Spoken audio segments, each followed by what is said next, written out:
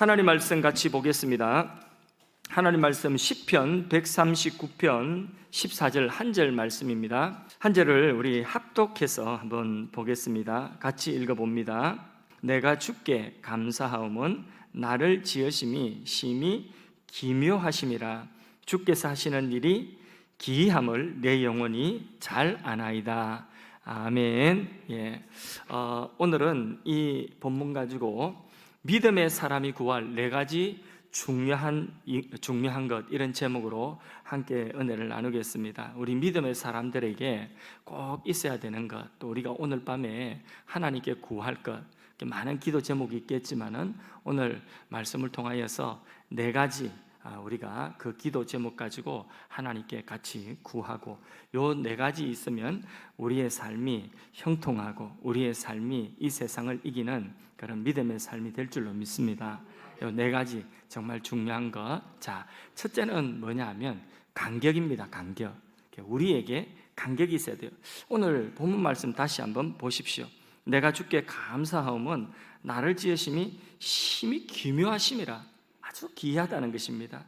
그러면서 주께서 하시는 일이 기이함을 내 영혼이 아나이다. 여기 기이하다는 이 표현을 예전 성경에는 개역판에는 뭐라고 되어 있냐면 신묘막측하다, 이런 표현을 썼거든요. 그러니까 굉장히 놀랍다는 것입니다.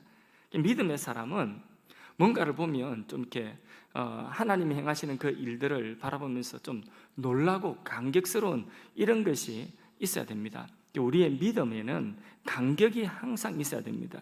여기 시편 139편 14절에 이 시인은 간격합니다. 뭘 보고 간격하느냐? 하나님이 나를 지으신, 자신을 지으신 것을 보니까 간격이 되는 것입니다. 이 간격이라고 하는 것은 우리 신앙에 있어서 특징이 간격이에요.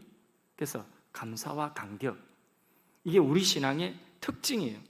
근데 신앙이 우리 이제 흔히들 우리 신앙 선배들이 하시는 말씀 중에 하나가 뭐냐면 묵은디 신앙이다, 이렇게 이야기하거든요.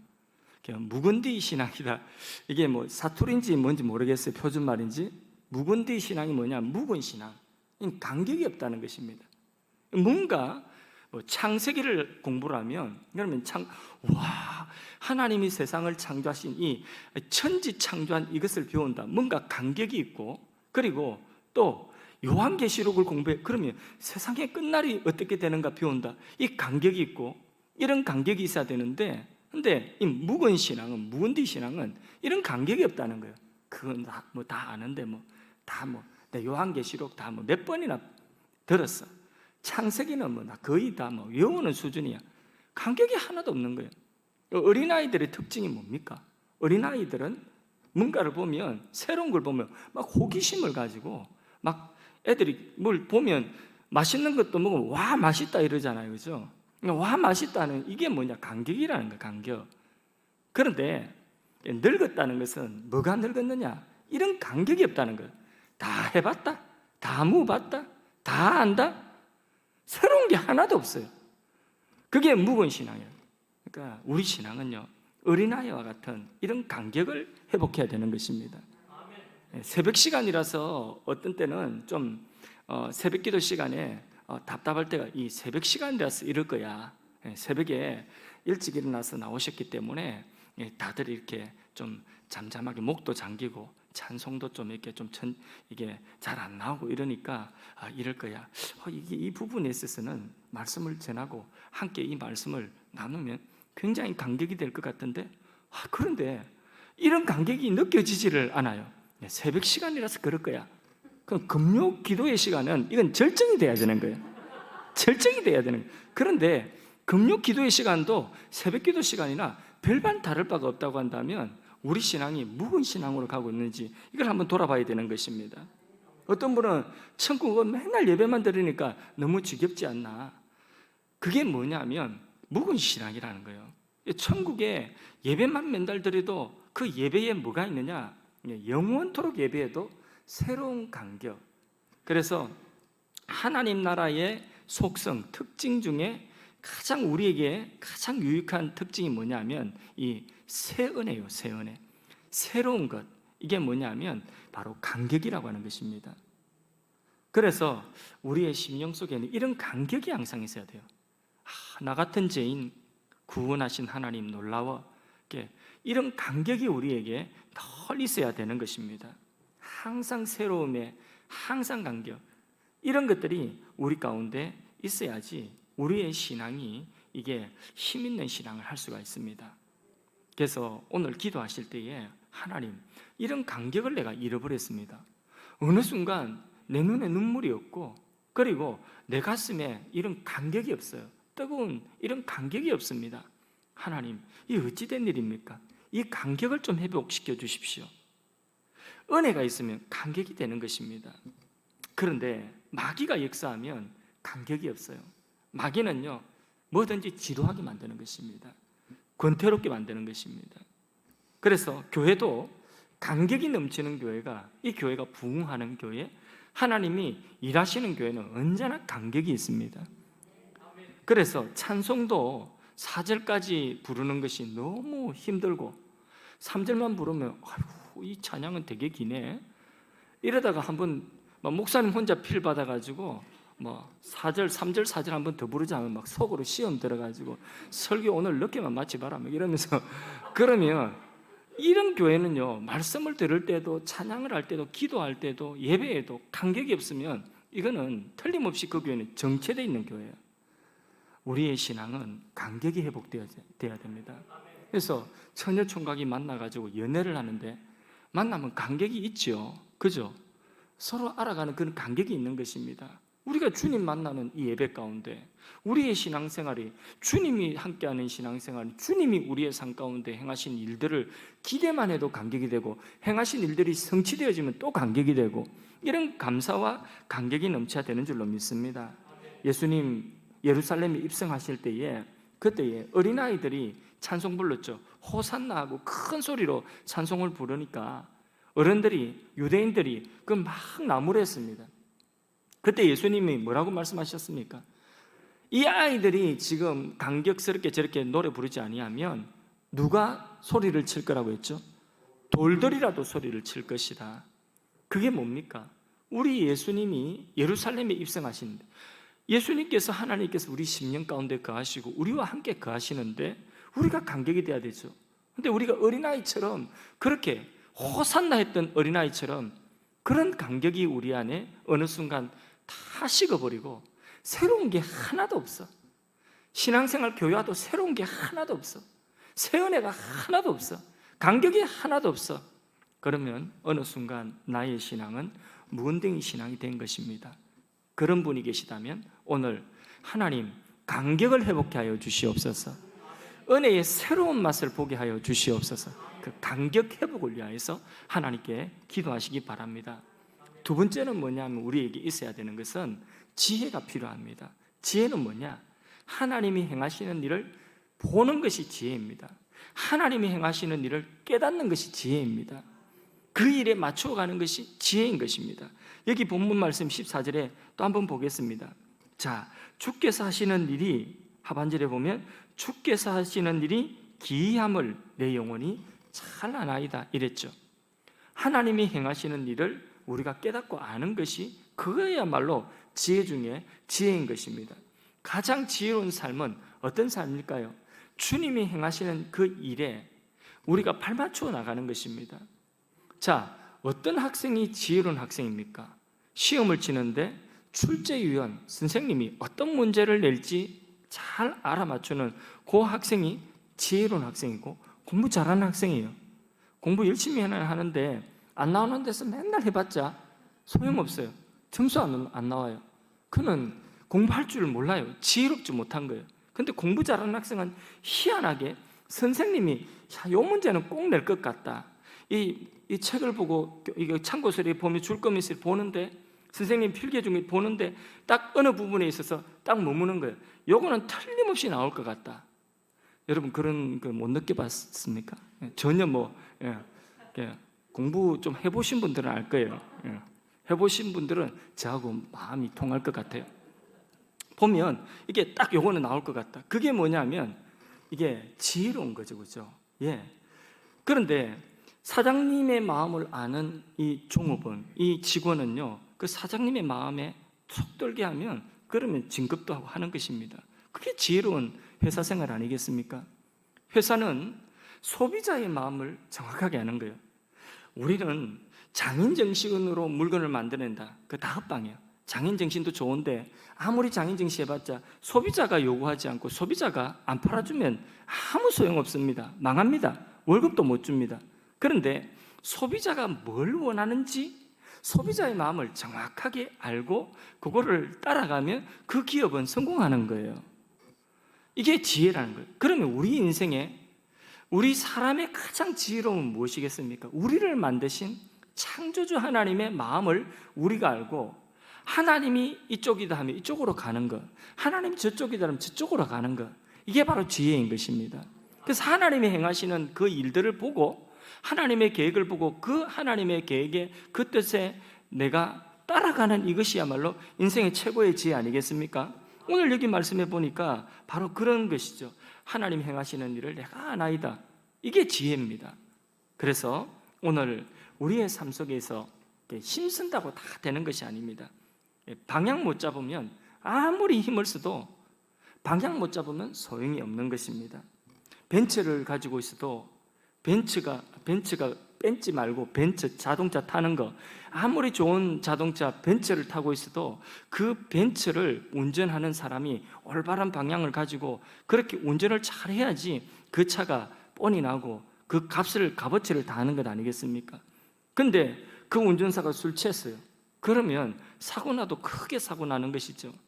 그러니까 그런 운전자는 빨리빨리 그런 대처를 하든지 해야 되는 것입니다. 우리 인생도 마찬가지예요. 분명한 방향, 우리 인생에 분명한 방향이 설정되어지고 그 방향이 어떤 방향이냐, 하나님이 이쪽이다 하면 하나님이 이쪽이다 하면 이쪽으로 가는 방향, 그게 우리 인생의 지혜입니다. 하나님께서 행하시는 일들을 우리가 아는 것이 지혜입니다. 하나님이 내 인생에 뭘 원하시는지 그걸 아는 것이 지혜라는 거예요. 하나님이 내 인생에 계획하신 이 현실을 통하여서 하나님이 뭘 원하는지 아는 것, 그것이 바로 지혜인 줄로 믿습니다. 힘만 가지고 열심만 가지고 되는 것이 아닙니다. 힘으로 따지면 성경 말씀에 보면 누가 제일 힘셌습니까? 삼손 엄청나게 힘셌지 않습니까? 근데 삼손의 힘쓴 것 한 부분을 보면 우리가 놀랄만 합니다. 여우를 갖다가 막 100마리, 몇백 마리 여우를 잡아가지고 꼬랑대기까지 묶어가지고 불을 지펴서 블레셋 밭을 다 불태우고, 여우 한 마리도 잡기 힘든데 그 여우를 갖다가 그 수많은 여우를 잡아가지고 꼬랑대기까지 묶어가지고 그래가지고 거기 불 붙여서 블레셋 그 밭을 갖다가 전부 불태워버리는, 이런 거 하나 보면 얼마나 이 삼손이 얼마나 지혜롭고 얼마나 또 힘이 센지 모릅니다. 또 삼손이 한 일 여러분 하나 뭐든지 이야기해 보세요. 기둥 뽑았죠. 막 기둥을 뽑아가지고 막 들고 막 기둥을 빙빙 돌리면서 가니까 블레셋 사람들이 기겁을 했습니다. 그것 가지고 기둥 가지고 뛰면서 퍼포먼스를 했습니다. 얼마나 이 대단한 능력입니까? 엄청난 능력 아닙니까? 블레셋 사람들 죽여가 남자의 양피, 블레셋 사람들의 양피를 100개를 만들어가지고 오고, 이런 것들 보면 얼마나 이게 삼손의 힘이 대단했지 않습니까? 그런데 문제는 뭐냐면 이 삼손의 힘쓴 것 하나하나는 대단했는데, 그런데 이 삼손의 힘쓴 사건 하나하나가 쭉 하나의 선으로 연결되어져서 그것이 어떤 가치를 가지고 어떤 의미를 가지고 어떤 일을 해냈느냐 할 때에 그 하나하나의 대단한 일들이 하나로 엮여져서 하나님의 위대한 작품이 나오질 않더라는 거예요. 그게 아쉬운 거예요. 그게 뭐냐면 인생에 힘은 어디에서 분명히 쓰기는 쓰는데 이게 자기 인생에 쭉 하나의 하나님의 계획을 관통하는 그런 가치 있는 일이 되지를 못하더라는 것이죠. 우리 인생도 그럴 수가 있는 거예요. 여기서 자격증 따고 저기서 무슨 성경 공부 프로그램하고 저기서 무슨 제자 훈련하고 이런 거 저런 거 하나씩 다 열심히 하긴 해요. 그 하나하나는 참 가치 있고 소중한 것 같은데 그것을 하나로 쭉 묶어가지고 정말 그 모든 것들을 하나로 엮어서 가치 있고 의미 있는 내 삶의 어떤 방향과 내 삶의 어떤 구조를 만들어내는, 이것은 지혜가 없으면 안 되는 것입니다. 그걸 만들어내는 것이 지혜인 것입니다. 저는 설교자 아닙니까? 그런데 설교자라서 설교에 관심이 많고 제가 한 설교를 오늘 또 들어보기도 하고 또 제가 설교를 좀 이게 잘 하려고 노력도 해보기도 하고 이러는데 느껴질지는 모르겠지만 여러분들이 설교를 하는 사람이기 때문에 설교에 대한 관심이 많거든요. 설교를 잘하지는 못해도 잘하는 설교가 어떤 설교인지 이제 들을 수 있는 기능이 있어요. 잘하는 설교가 어떤 설교인지 저의 노하우를 가르쳐 드릴까요? 제가 잘한다는 이야기가 아니라 제가 잘하는 설교를 들을 수 있는 이제 그런 이게 기능 가지고 있다는 거예요. 잘하는 설교는 잘 들리는 설교가 잘하는 설교예요. 제가 느끼는 설교가 그래요. 이게 분명하고 가치 있는 하나님의 말씀이 잘 들려야 되거든요. 안 들리면 아무리 좋은 설교를 하고도 안 들리면 이게 어떻게 하겠습니까? 그러니까 잘하는 설교는 심오한 내용이라도 잘 들리도록 호소력이 있게 잘 들리도록 하는 설교가 잘하는 설교라고 생각이 되어집니다. 그래서 들리는 설교 그런 설교가 되기 위해서는 뭐가 필요하냐? 분명한 방향과 그 설교의 구조가 있어야 되는 것입니다. 그래서 그런 구조가 없는 설교, 그런 방향이 없는 설교는요, 막 여기 좋은 거 저기 좋은 거 막 좋은 거를 많이 하기는 하는데, 그런데 그 설교에 어떤 일관성이 없고 그 설교를 듣고 난 별로 남는 것이 없는 것입니다. 그리고 또 방향이 없는 설교는 들으려고 해도 잘 안 들려요. 내용 자체는 한 부분의 내용은 좋은데 잘 들리지를 않습니다. 왜 그러냐? 설교의 방향이 없어서 그래요. 설교의 어떤 구조가 분명하지 않아서 그래요.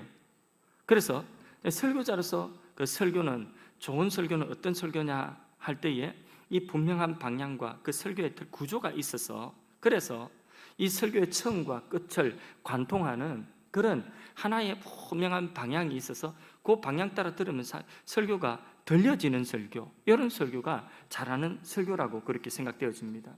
우리 인생 살면서 인생도 설교와 똑같아요. 우리 인생도 뭔가 열심히 하고 삼손처럼 어떤 한 부분에 뭐 열심히 하고 열심히 배우기도 하고 뭐 이렇게 하기는 하는데 그런 것들을 하나로 이어주는 방향이 없다는 거예요. 그 인생 자체에 어떤 결과를 낼 수 있는 그런 구조가 없다는 것. 그러니까 그 인생에 열심히는 하는데 가치가, 의미가 열심히 한 것만큼 드러나지 않아요. 꼭 삼손처럼 중간중간 부분 힘은 억지로 쓰는데, 그런데 그 힘이 하나로 엮여져서 그게 구슬이 깨져서 이 서말의 구슬이 보화가 되어지지를 못하는 그런 인생. 그게 뭐냐? 지혜가 없다는 거라. 지혜가 없다는 거라. 지혜가 없는 인생이 그런 인생이에요. 열심히 안 산 것이 아니에요. 최선을 다해서 살지만은 그 삶에 일관된 방향이 없고 일관된 어떤 구조가 없으면 삶 자체도 그렇다는 것입니다. 그게 바로 지혜가 없다, 어리석은 것이다, 이렇게 말할 수가 있습니다. 공부 못하는 사람, 일 못하는 사람의 특징은 뭐냐? 책이 어디 있는지 몰라요. 자기가 공부하는 책이 어디 있는지, 그리고 자기가 일하는 도구가 어디 있는지 잘 몰라요. 일 못하는 사람이에요. 공부 잘하는 학생은 자기 책이 어디 있는지 알고, 공부 잘하는 학생은 또 책도 그 책의 어떤 부분에 어떤 내용이 있는지, 어떤 부분에 어떤 내용이 있는지 그게 머릿속에 있어요. 그게 공부 잘하는 학생이에요. 끝까지 공감이 안 되시는 분이 계신데 죄송해요. 어떠서 제가 뭐 그렇게 하려고 한 건 아닌데, 그러니까 머릿속에 정돈이 딱 돼 있다는 것입니다. 뭐 책이 엉클어져 있고 그게 중요한 게 아니라 자기 머릿속에 이 구조가 딱 있고 그 구조 속에 공부의 어떤 내용들이 딱딱 채워져 있다. 그 카테고리가 채워져 있다는 것입니다. 그게 바로 지혜인 거예요. 지혜. 우리 인생의 지혜도 가장 지혜로운 것은 뭘까요? 하나님이 원하시는 방향. 요거 조금 높여주면 안 됩니까? 제가 목이 조금 힘들어서. 하나님이 원하시는 방향, 그리고 그 하나님이 원하시는 그 하나님이 일하시는 그 일이 우리에게 보여지는 것, 그것이 인생의 지혜인 줄로 믿습니다. 그래서 오늘 그것 구하십시오. 하나님께 지혜 구하십시오. 하나님이 내 삶을 통하여 일하시는 그 일을 보게 하시고, 하나님이 지시하시는 방향을 보게 하시고, 내 인생의 삶 자체가 부분 열심히 하는 것이 아니라 인생 전체의 방향과 구조를 가질 수 있도록, 하나님이 행하시는 큰 그림을 볼 수 있도록 하나님 내게 지혜를 허락하여 주십시오. 그것을 구할 수 있기 바랍니다. 세 번째는 뭐냐? 이 제일 중요한 건데 은혜입니다. 은혜. 그래서 우리에게 은혜가 없으면 안 돼요. 그래서 우리 믿음의 사람들에게는 항상 은혜가 필요합니다. 은혜. 맞습니까? 오늘 불렀던 찬양도 선곡 잘했는데 은혜 아니면 살아갈 수가 없네. 예, 내 호흡마저도 다 주의 은혜입니다. 당연하게 여길 것이 하나도 없고 모든 것이 하나님의 은혜입니다. 다윗은요, 치명적인 범죄를 저질렀죠. 바세바 사건. 그럼에도 불구하고 다윗은 하나님 앞에 기약의 쓰임을 받았습니다. 자, 이 범죄를 한 그 범죄의 정도를 보면 다윗의 인생은 다 깨어져야 돼요. 그런데 그런 다윗이 기사회생하여서 다시 일어서서 하나님 앞에 위대하게 쓰임받습니다. 그 이유가 뭘까요? 그가 하나님께 은혜를 구하더는, 나단이 그 죄를 지적하고 나니까 이 다윗이 자기 죄를 지적받고 나서 하나님 앞에 무릎 꿇고 엎드려서 잃어버린 하나님의 은혜를 회복하도록 기도하고 있죠. 우설처로 나를 정결케 하시고 주여 나에게 은혜를 베풀어 주셔서 주의 영을 거두어 가지 마시고 내 영을 소생시키시고, 이게 다 뭐냐? 은혜를 회복케 하여 주옵소서, 그겁니다. 우리가요, 어쩔 수 없어요. 은혜 떨어지면 어쩔 수 없어요. 은혜 떨어지면 인간적인 모습밖에 나올 수밖에 없는 거예요. 그 인간의 좋은 모습이 아니라 오히려 인간의 흐물진 모습이 나올 수밖에 없는 거예요. 내 욕심, 자기 자아, 이런 것밖에 안 나옵니다. 그게 뭐 좋은 게 나오겠습니까? 그래서 이 다윗처럼 우리는요, 하나님의 은혜를 구해야 되는 것입니다. 우리는 이 세상 살아가면서 크고 작은 모든 일에 은혜가 필요한 자인 것입니다. 다윗이 밧세바의 사이에 그런 아기를 낳았죠, 그죠?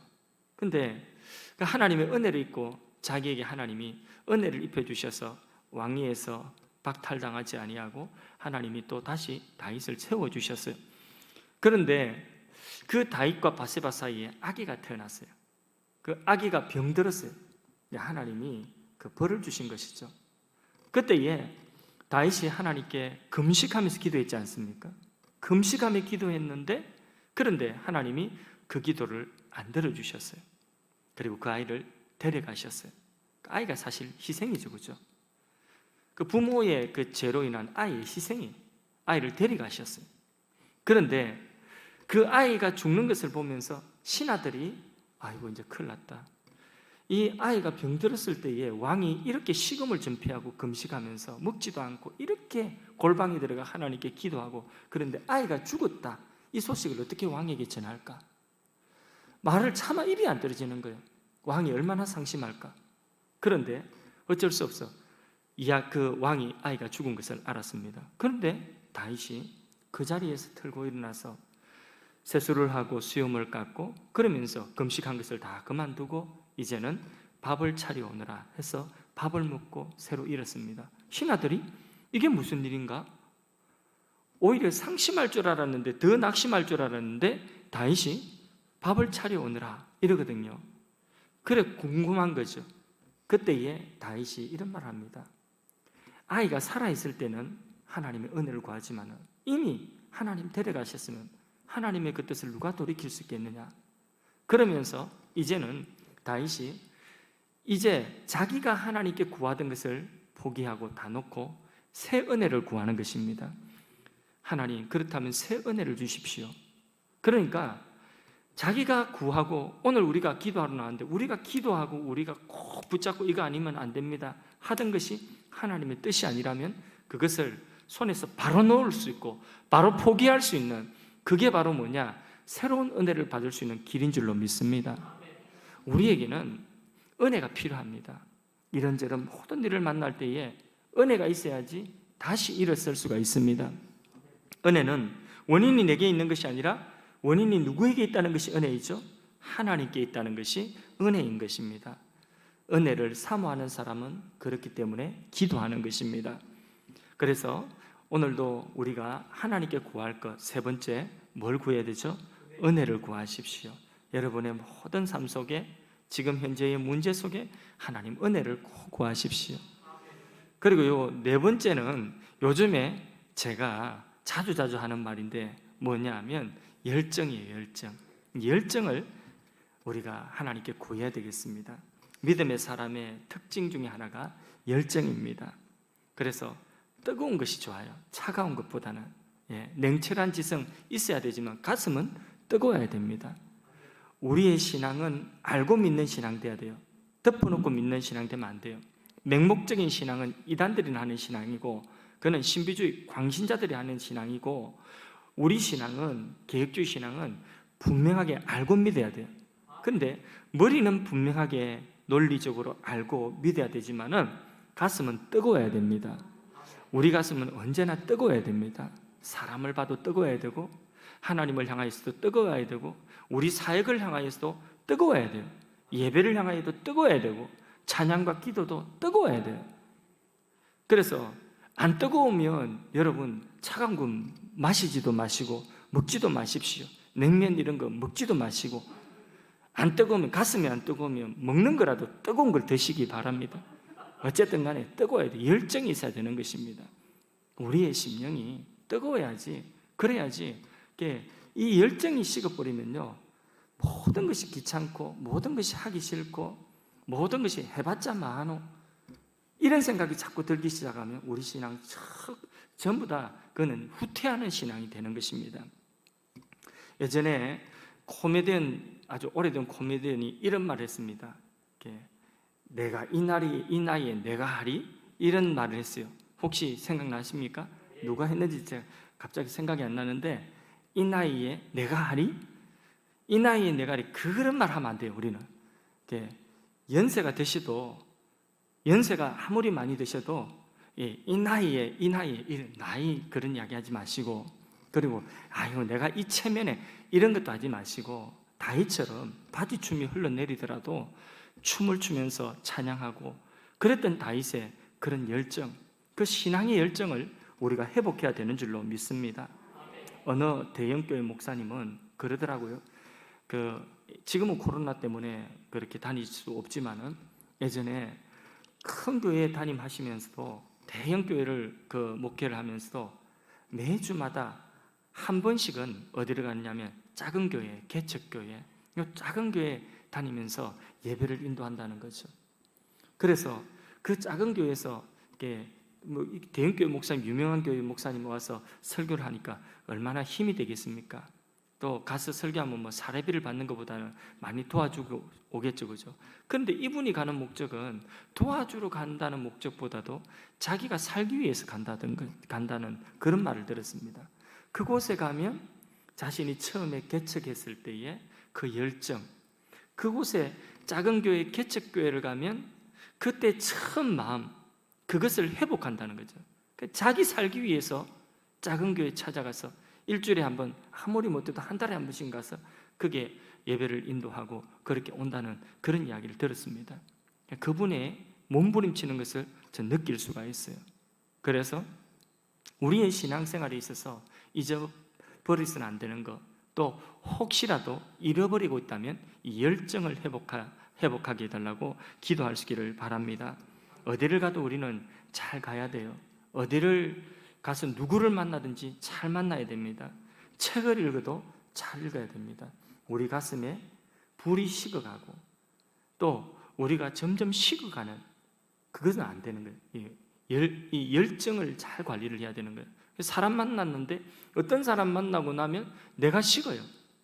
내 가슴이 자꾸 식고 막 믿음의 회의가 생기고, 그런 사람은 내가 감당할 수 없으면 만나지 마십시오. 당분간은. 내가 그 사람을 뜨겁게 하지 못하면, 내가 그 사람 만나서 식고 의심 생기고 회의 생기고 막 헷갈리고 이러면 만나지 마십시오. 어느 곳에 가서 내가 자꾸 흔들리고 내가 자꾸 시험 들고 이러면요, 내 신앙 까먹겠다, 이 열정, 이 가슴, 뜨거운 가슴이 자꾸 식겠다, 그러면 가지 마십시오. 그곳에. 우리의 이 가슴, 이 열정이 자꾸 식도록 하는 것은 좋지 않은 것입니다. 그러므로 우리가 예전에 신앙 선배들은 막 하다 안 되면 산에 올라가가지고 밤중에 산기도라도 하고 나무 뿌리 뽑았다고 하지 않습니까? 예전에 그런 경험들이 다 있을 것입니다. 나무 뿌리 뽑고 막 정말 그랬거든요. 막 나무 붙잡고 막 그 나무 밑에 가가지고 나무 뿌리 뽑고 정말 앉은 자리가 막 전부 어지럽혀지고 그랬던 경험들이 다 있어요. 그렇게 하고 나면 막 밤새도록 막 소리 지르면서 부르짖고 오고 나면 목이 다 쉬고, 그러면 이제 가슴이 다시 회복되어지는 것입니다. 이게 뭘 하든지 우리가 우리의 가슴이 식지 않도록 하는 게, 이게 너무 중요한 것입니다. 가슴 식은 이 간격이 없고 가슴이 식고 열정이 다 식은 이런 목회자와 여러분들이 이제 같이 신앙생활 한다 이러면 여러분들도 굉장히 힘들 거예요. 또 가슴이 다 식고 이게 뭐 열정도 다 식어버린 성도들과 재직들과 함께 목회를 해야 된다, 이것도 목회자로서 힘든 거예요. 우리 서로에게 간격이 되어지고 서로에게 이 뜨거운 가슴, 이것을 유지할 수 있는 그런 불을 붙여주는 그런 은혜가 우리 서로에게 있기를 간절히 소망합니다. 자, 그래서 4가지 오늘 말씀드렸습니다. 오늘 본문, 짧은 본문 속에 이 4가지가 다 스며들어 있습니다. 자, 첫째는 뭐라고요? 예, 첫째는 간격. 이 간격을 잃어버리고 내가 신기한 게 없고 호기심이 없고 새로운 거 배워보고 싶은 그런 마음도 없고 막 예배를 드리면 늘 그렇고 막 졸리기만 하고, 자, 이렇다고 한다면 여러분 이 간격을 구하십시오. 하나님께 간격을 구하십시오. 두 번째 뭐라고요? 예, 지혜를 구하십시오. 지혜는 뭔지 다시 설명하지 않겠습니다. 지혜를 구하십시오. 또 세 번째는 뭐라고요? 예, 은혜를 구합시다. 네 번째는 뭐라고요? 예, 열정을 구합시다. 열정. 예, 우리 찬양 하나 하겠습니다. 오직 주의 사랑에 매여 찬양하겠습니다.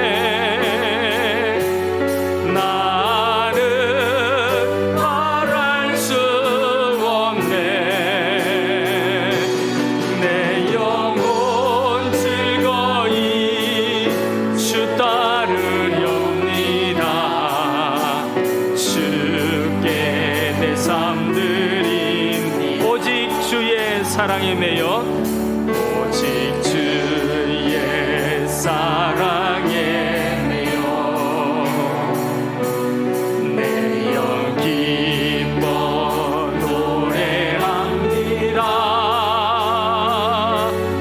이 소망의 원도 기쁨의 땅에서 주께 사랑드립니다.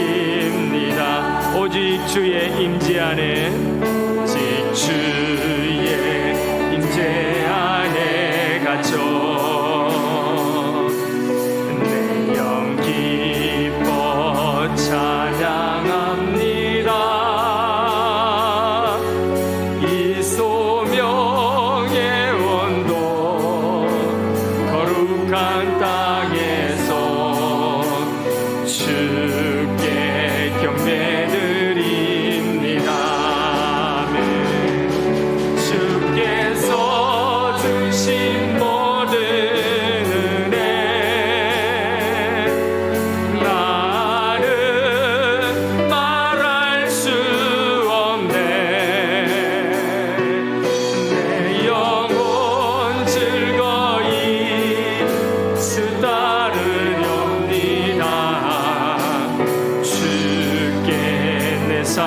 드립니다. 주께서 주신 모든 은혜 나는 말할 수 없네.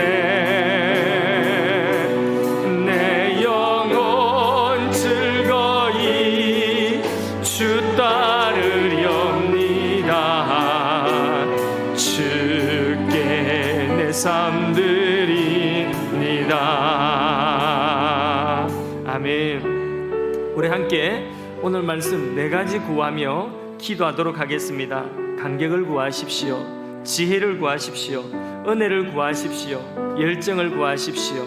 우리 하나님께 주여 한번 외치고 합심해서 기도하시며, 우리 다음 기도의 인도자 나오셔서 인도하실 때까지 우리 합심해서 말씀 붙들고 기도하도록 하겠습니다. 주여